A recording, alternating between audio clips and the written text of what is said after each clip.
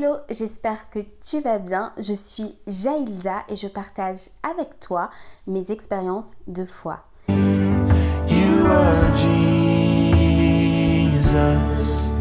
Aujourd'hui, j'ai décidé de partager avec toi mes opinions, mais pas n'importe lesquelles, celles qui sont pas du tout populaire au sein de la majorité de la population chrétienne. J'ai décidé donc de faire la trend, qui ne peut plus vraiment être considérée comme une trend, le challenge, mais une populaire opinion. En quoi ça consiste? C'est tout simplement le fait de partager des opinions que la majeure partie des personnes ne seront pas d'accord avec toi. Et ce que j'aime dans ce challenge, c'est que ça nous aide à nous rendre compte qu'on n'est pas obligé de penser comme tout le monde. Des gens pensent différemment et parfois on est surpris de se rendre compte à quel point d'autres personnes pensent aussi différemment que nous. Voilà pour des explications et donc j'espère que je vais trouver des personnes qui pensent comme moi.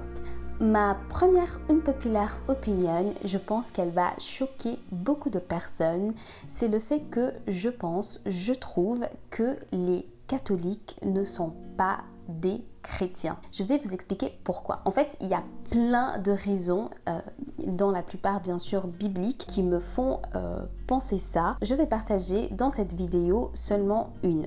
La principale, c'est que les catholiques adorent les saints. Déjà, l'adoration, on le sait tous, elle ne doit être que envers Dieu. Ensuite, l'adoration ou vénération des saints me pose un problème parce que qui sont les saints? C'est des personnes qui ont été des très bons chrétiens, qui ont vécu une vie chrétienne exemplaire. Mais le souci, c'est qu'en fait, tous les saints sont morts. Ils sont tous décédés. Adorer les saints revient à adorer les morts. L'adoration des morts est une pratique qui est beaucoup plus similaire à l'occultisme ou au spiritisme que à la chrétienté. Les chrétiens n'adorent pas les morts et déjà ils n'adorent pas autre chose que Dieu. Et c'est idem pour les mormons. Les mormons aussi, je n'arrive pas à les voir comme étant des chrétiens parce que eux, ils adorent pas de saints, ils adorent pas les morts, mais ils baptisent les morts. Si toi, tu es mormon et que tu crains qu'il y a des personnes de ta famille qui ne sont pas morts en Christ, alors tu peux te baptiser à leur place. Tu représentes la personne qui est décédée. À travers toi, cette personne se fait baptiser. Et pour moi, cette pratique idem n'a rien à voir avec le christianisme. Jésus a montré son engagement à obéir à tous les commandements de Dieu en se faisant baptiser. Aussi, il a enseigné que le baptême est requis pour entrer dans le royaume des cieux. Mais qu'en est-il des gens qui meurent sans être baptisés ou même sans connaître Jésus? Comment peuvent-ils être sauvés? Dans le temple, le baptême et d'autres ordonnances essentielles sont accomplies en faveur de ceux qui sont morts sans cette opportunité. L'apôtre Paul a parlé du baptême pour les morts dans la vie. Et aujourd'hui, les membres de l'Église de Jésus-Christ des saints des derniers jours continuent cette même pratique dans les temps. Les baptêmes pour les morts sont une opportunité d'aimer et de servir les autres. Ils nous aident à mieux comprendre et connaître le Sauveur en faisant pour les autres ce qu'ils ne peuvent pas faire pour eux-mêmes. Mon autre unpopular opinion, cette fois-ci, elle est plus en lien avec certains hommes de Dieu qui ont des ministères très grands, qui sont très appréciés dans le monde chrétien, dont moi j'ai un peu de peine à comprendre comment ça se fait que ces personnes-là sont très appréciées parce que moi j'ai du mal avec certains de pratiques de ces hommes de Dieu, de ces prophètes. Et le premier d'entre eux, c'est le prophète Joël Francis Tatou.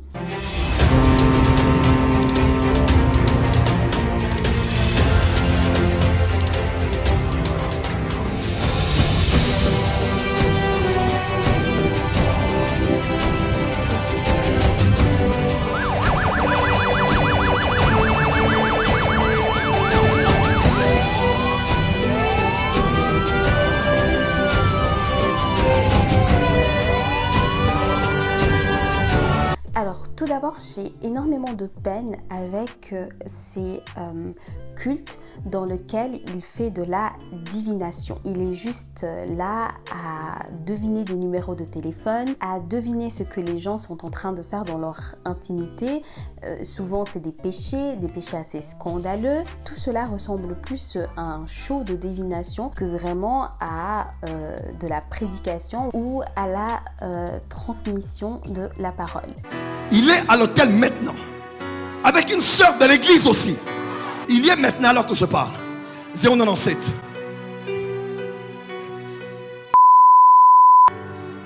7, 58. Lance l'appel. Je te parle parce que Dieu t'aime. Tu es sur un drap blanc et tu es nu avec Blandine là où vous êtes. Fils, Dieu t'aime, mais tu as dépassé les bornes. Comment tu peux faire avorter une fille 3 fois? 3 fois. Là où tu es sur un drap blanc. Je vois le lit, je vois même, vous êtes nus là où vous êtes tous les deux. Et vous êtes de la part des cieux. Pourquoi vous faites des choses comme ça? J'ai du mal à comprendre comment une prédication basée sur deviner des numéros de téléphone et ensuite exposer le péché des gens peut édifier le corps du Christ. Et souvent j'ai l'impression que ce genre de choses met beaucoup les projecteurs sur le prophète lui-même au lieu de mettre les projecteurs sur Dieu. Donc parfois je me suis amusée à lire les commentaires et c'était souvent des commentaires sur la puissance du prophète, sur comment le prophète est utilisé par Dieu, sur vraiment le prophète c'est un homme de gloire, c'est un homme de Dieu, et qu'on oublie de vraiment fixer les yeux sur Dieu lui-même, parce que tout don qu'on reçoit vient de Dieu et tout don qu'on reçoit doit être utilisé à la gloire de Dieu et non pas pour sa propre gloire ou pour son propre show. Ensuite, je trouve que ce prophète donne souvent l'impression d'être très imbu de lui-même. Il se met souvent en scène avec des garde-corps, etc. Who is calling my phone? All I hear is tanana tanana. All my days is God. All I hear is tanana tanana tanana. On voit que c'est un homme important et on voit aussi qu'il se donne de l'importance. Et c'est cet aspect-là où il se donne beaucoup d'importance que j'ai un petit peu du mal avec ça. Donc on voit par exemple qu'il accepte des hommages, qu'il accepte qu'un homme s'agenouille devant lui. Je sais que dans certaines cultures, c'est une marque de respect, le fait de s'agenouiller devant l'homme de Dieu.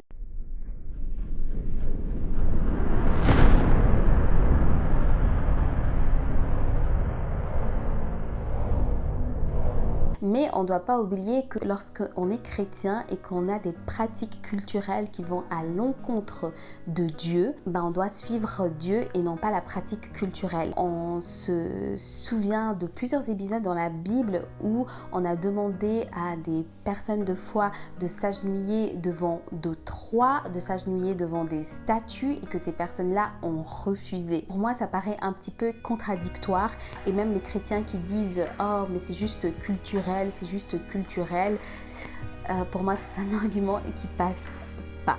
Donc vraiment le prophète Joël Francis Tatou, c'est un personnage que je n'arrive pas à comprendre toute la popularité qu'il a dans le monde chrétien. Idem pour un autre pasteur qui est le pasteur Alain Patrick Tsengue. Dites merci Seigneur pour l'apôtre Alain Patrick.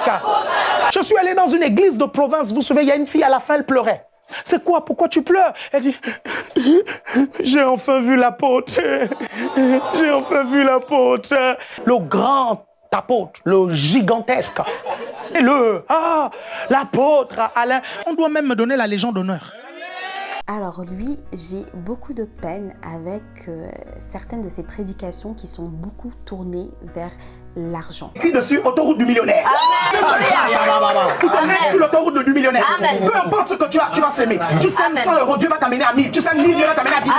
Tu sèmes 10 000, Dieu va t'amener à 100 000. Tu sèmes 100 000, Dieu va t'amener à 1 million. Amen. On a vraiment l'impression qu'avec lui, la foi s'achète, les faveurs de Dieu s'achètent, les dons et les prières, vraiment que tout s'achète. Cette centralisation de la prière ou de la vie chrétienne sur l'argent, sur l'offrande, sur les dîmes, ça me repousse un peu, et c'est vrai que je comprends pas sa popularité et que surtout il est très populaire auprès des jeunes chrétiens. Donc même sur l'une de ses prédications sur aller sauver l'argent, j'ai vraiment beaucoup de peine à comprendre qu'on puisse prioriser le fait d'aller sauver l'argent, ou qu'on puisse même en faire une prédication ou faire un sujet à l'église. Notre mission n'est pas que d'aller délivrer les âmes, mais d'aller aussi délivrer l'argent. Tu ne peux pas délivrer les âmes sans délivrer l'argent des âmes. Le diable a volé cet argent. Est-ce que cet argent doit rester dans les mains du diable? Dieu va t'envoyer pour récupérer cet argent. Nous allons prendre l'argent, nous amener dans la maison de Dieu pour que l'argent se multiplie et l'argent adore Dieu.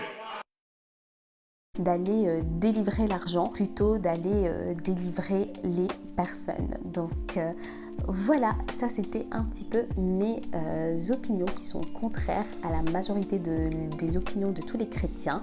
Si vous avez d'autres opinions, n'hésitez pas à partager en commentaire. Et si vous êtes d'accord avec certaines de mes unpopular opinions, ça me ferait trop plaisir de savoir que je ne suis pas la seule à penser comme ça. Et donc, mettez aussi le commentaire. Donc, et nous, on se retrouve tout bientôt pour une nouvelle vidéo. Bisous!